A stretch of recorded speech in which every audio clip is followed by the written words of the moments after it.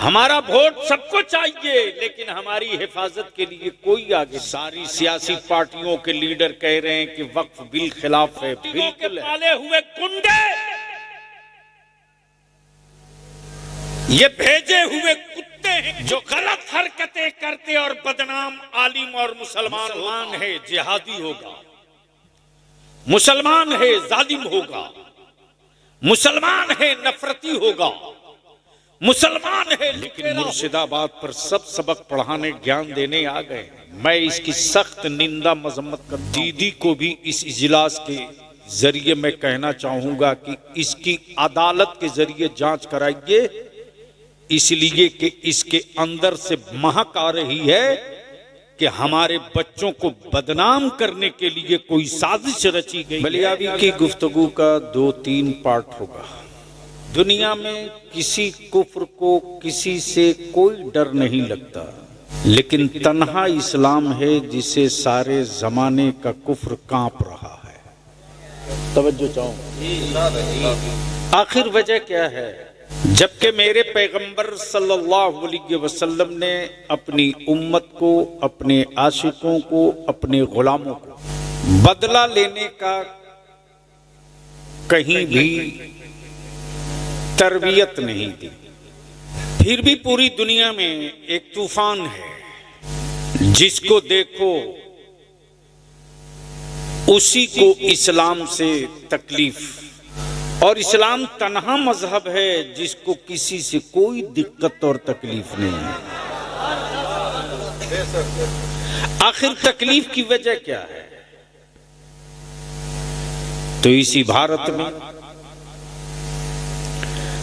जब किसी धर्म विशेष के लोगों ने उनकी आइडियोलॉजी, उनके संस्कार, उनके कर्तव्य और उनके बड़े बड़े मजहबी रहनुमाओं ने भारत के उन दबे कुचले दलित पिछड़े जंगलों बयाबान में रहने वाले गरीबों की बेटियों के बदन से कपड़े उतरवा दिए और ये कह करके कि कपड़ा पहनने का राइट तुमको नहीं है, तुम्हारी बेटियां यूं ही नंगे रहेंगी। और सामंतवादियों की औलादें उन्हीं जिस्मों से अगर खेल जाएं तो उस पर कोई कानून या कोई हुक्म या कोई अदालत सजा नहीं सुनाएगी। लेकिन इसी भारत में एक इस्लाम का शहजादा था जिसका नाम हैदर अली खान टीपू सुल्तान था। जब इक़्तिदार की कमान संभाला तो ऐलाने आम करके बोल पड़ा कि भारत की किसी की भी बेटी हो वो भारत की बेटी है, और जितना सबको अपनी बेटियों का हक है उतना ही इनकी बेटियों का भी हक है। इसलिए अब निकल गई है तलवार टीपू सुल्तान की। देखता हूं कौन दलित भाइयों की बेटियों और उनकी बहन और उनकी माओं के बदन से कपड़ा उतार ले। आखिर वजह क्या है? अमेरिका से लेकर इस्राइल तक, भारत से लेकर हर उस मुल्क तक इस्लाम ने किसी की जमीन पर कब्जा नहीं किया है। बावजूद उसके इस वक्त हमारी जमीनों पर हुकूमत डंडा मार के कब्जा करना चाहती है। ये वक्फ की जमीन और जायदादें मुगलों की दी हुई खैरात नहीं है, यह हमारी बनी हुई मस्जिदें और मस्जिदों के मीनारे हुकूमत के सिक्कों से नहीं बने हैं। यह हमारे करबला दरगाहें और ईदगाहें, इनमें हुकूमतों की कोई ईंट नहीं लगी है। जमीन मेरी, तामीर हमने की, जमीन मेरी, बनाए हम। और अगर कोई हुक्मरां ये सोचता है कि मुसलमान है, कर ही क्या सकता है। तो बलियावी आज से नहीं बरसों से चीख रहा है। बलियावी को कमजोर बलियावी की जमात के आलिमों ने किया।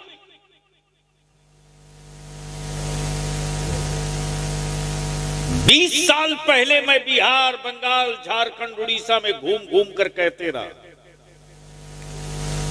फार्म जिला जिला भेजते रहा कि अहले सुन्नत के लोगों अपनी अपनी मस्जिद, अपने अपने मदरसे, ईदगाहों की डिटेल भर के डायरेक्टरी बना लो। लेकिन आलिमों ने तवज्जो नहीं दी। बरसों से चीख रहा हूं, नशा से बाहर निकलो। सिर्फ दारू का ही नशा नशा नहीं होता, सिर्फ शराब का नशा ही नशा नहीं होता।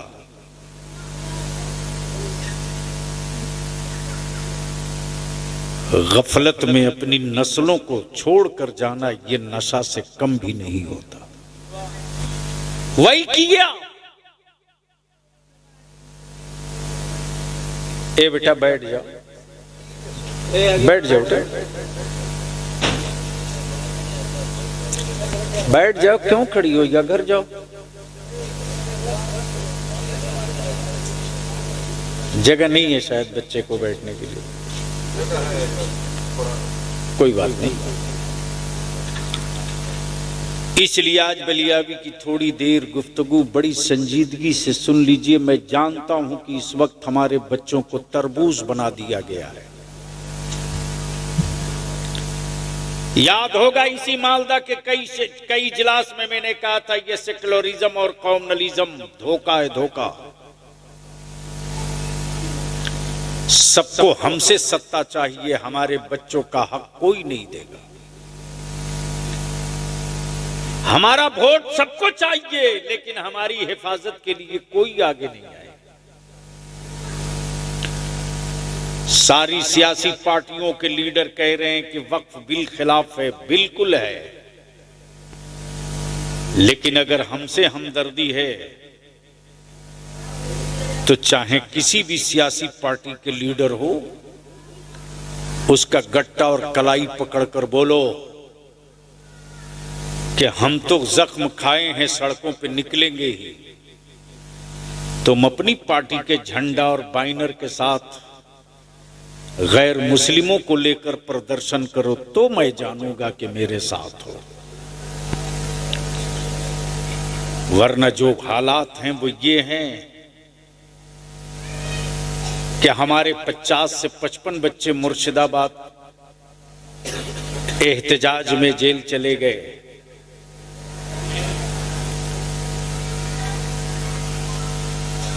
बेईमानों ने बदतमीजियां की। इस्लाम किसी भी उस काम की इजाजत नहीं देता जो इंसान को तकलीफ पहुंचाने वाला हो। अपनी लड़ाई को कमजोर मत होने दो। पार्टियों के पाले हुए गुंडे, ये भेजे हुए कुत्ते हैं, कुत्ते।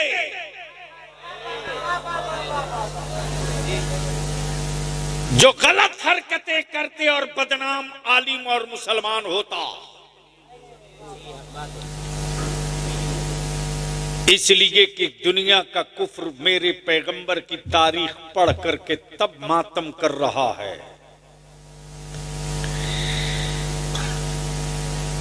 इस्लाम बदला नहीं लेता, इस्लाम बदल देता है। इस्लाम बदला नहीं लेता, बदल देता है। और आज कुफ्र उसी से डरा हुआ है। तब पूरी दुनिया में इस्लाम के खिलाफ एक प्रोपेगेंडा सेट कर दिया, नैरेटिव सेट। मुसलमान है जिहादी होगा, मुसलमान है जालिम होगा, मुसलमान है नफरती होगा, मुसलमान है लुटेरा होगा, मुसलमान है डकैत होगा, मुसलमान है कातिल होगा। बलियावी कहता कल के टूअरों, जिस इस्लाम के पैगंबर ने जंग के मैदान में पकड़े हुए कैदियों के हाथों की रस्सियां बंधी हों और बंधी रस्सियों की दर्द के दर्द से कैदी चीख रहे हों, तो रहमत आलम फरमावे, मेरे सहाबा ये लोग क्यों दर्द से कराह रहे, ये कराहने की आवाज कहां से आ रही। आकाई रहमत के जानिसारों ने अर्ज की, या रसूल अल्लाह, जो कैदी दुश्मन पकड़े गए हैं उनकी रस्सियां बंधी हैं हाथों में, उस बंधी हुई रस्सियों की गिरहें कुछ ज्यादा सख्त हैं, जिसकी वजह से ये चीख रहे हैं, कराह रहे हैं। रहमत आलम फरमाते, मेरे सहाबा उनके हाथों की रस्सियां ढीली कर दो, इनके दर्द हमें बर्दाश्त नहीं होते। तेरा नबी दर्द देने के लिए नहीं आया है, तेरा नबी दर्द मिटाने के लिए आया है।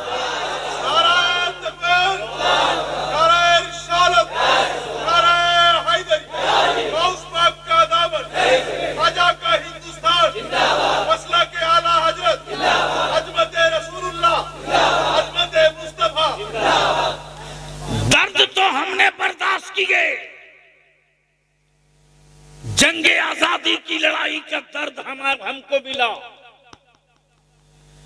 भारत की तकसीम के बाद से मुस्तकिल दर्द अब तक हमको मिला।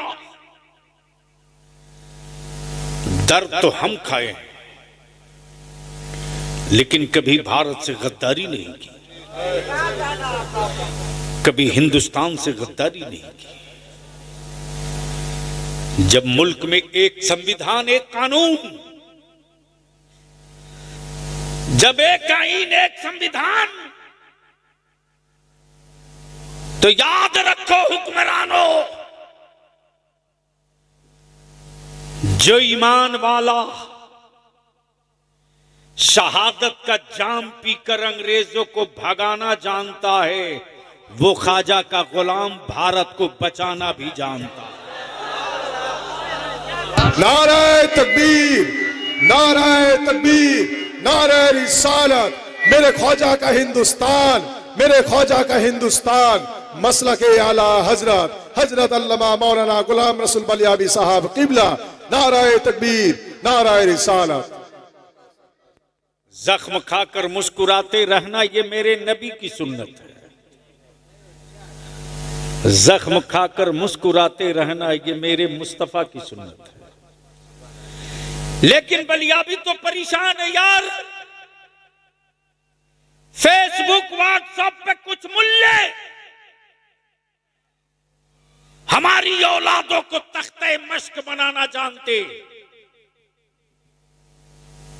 जिनको ये भी पता नहीं कि इस वक्फ बिल कानून में क्या है। वो कहते कि बलियावी साहब क्या कर रहे हैं,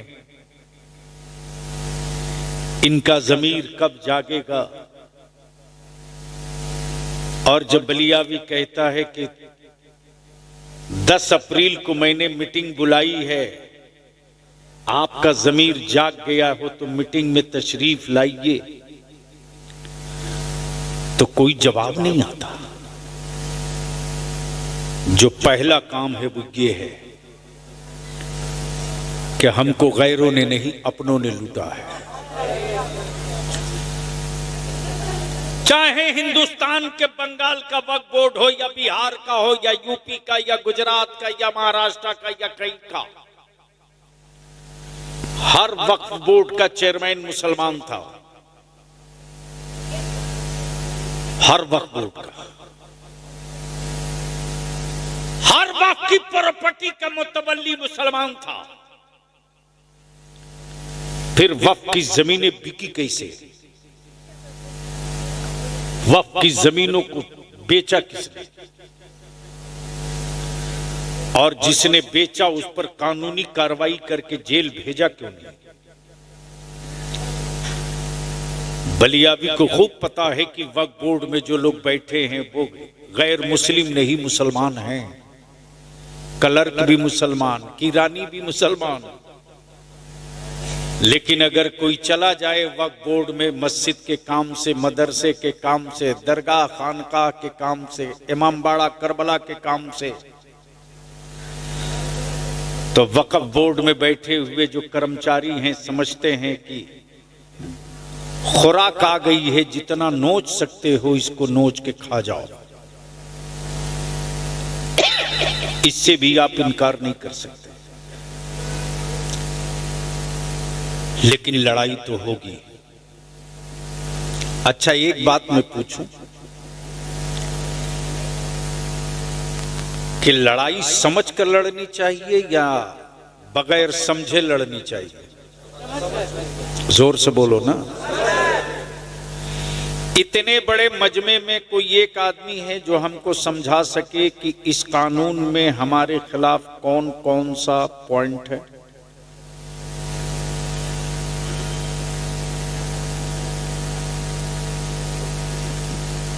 जीरो। लेकिन व्हाट्सएप और फेसबुक पर याद है न, बरसों से मैं चिल्ला रहा हूं, मुसलमानों अपनी औलादों को संभालो। आज बरसों से चीख रहा बलियाबी की व्हाट्सएप फेसबुक पर बगैर सोचे समझे,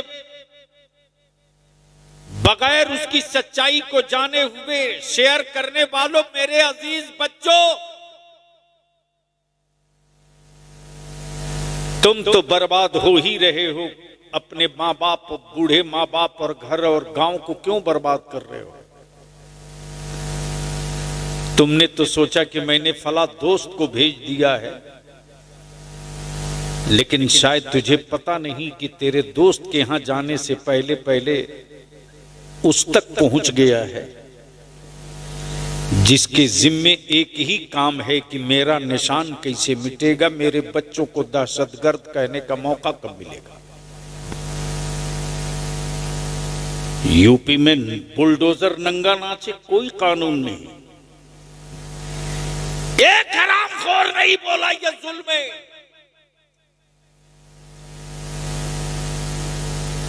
लेकिन मुर्शिदाबाद पर सब सबक पढ़ाने, ज्ञान देने आ गए। मैं इसकी सख्त निंदा मजम्मत करता हूं। किसी मजहब का कोई हो, आप अपनी बात करो, अपने हक की बात करो। किसी की दुकान और मकान जलावे कोई और इल्जाम मेरे बच्चों के सर पे मढ़ा जाए, दीदी को भी इस इजलास के जरिए मैं कहना चाहूंगा कि इसकी अदालत के जरिए जांच कराइए, इसलिए कि इसके अंदर से महक आ रही है कि हमारे बच्चों को बदनाम करने के लिए कोई साजिश रची गई है, ताकि पूरे मुल्क में जो गैर मुस्लिम इसके खिलाफ वक्फ बिल की हिमायत में खड़ा हो रहे हैं उनको रोका जा सके। उसकी प्लानिंग का हिस्सा है ये। इसकी जांच होनी चाहिए। बोलो, होनी चाहिए कि नहीं होनी चाहिए? होनी चाहिए कि नहीं होनी चाहिए? जांच अगर कोई जज कर दे बढ़िया से तो जरूर निकल आएगा कि मुसलमानों को बदनाम कराने के लिए, इस लड़ाई को कमजोर करने के लिए और हिंदू मुस्लिम को बांटने के लिए यह हरकत कराई गई है। इसलिए मैं गुजारिश करूंगा, यूट्यूबर जितने हमारे बैठे हैं, विजुअल और शेयर बढ़ाने के लिए अल्लाह के वास्ते वो हेडिंग मत लगाओ। इससे तुम्हारा थोड़ा भला होगा, लेकिन नुकसान बहुत हो जाएगा तेरी मिल्लत का। तो थोड़ी देर गुफ्तगू कर दूं। जिस आयत करीमा की तिलावत किया है, दुरूद शरीफ पढ़ लेता।